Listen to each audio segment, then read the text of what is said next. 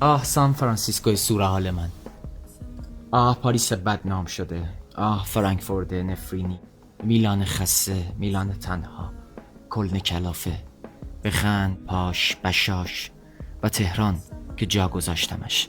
این چرا این آهنگ رو من دوست دارم؟ به خاطر اینکه در مورد مسافرت ما صحبت میکنه. میگه دوست داری بری کلن، دوست داری بری پاریس، دوست داری بری سان فرانسیسکو. این کیف خوراک مسافرته. نگاه کنید، جاکارتی جاکارتی جاکارتی جاکارتی جا جا جا، دوباره یه آلبومی، 3 تا جاکارتی دیگه، یه دونه زیپی هم اینجا شده بسته میشه، یه دونه هم اینجا جا موبایلی حدوداً داره.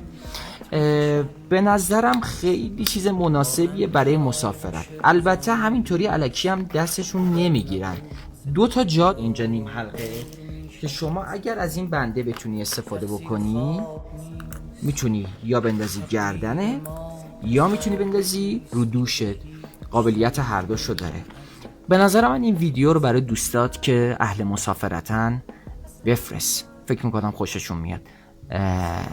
لایک یادت نره.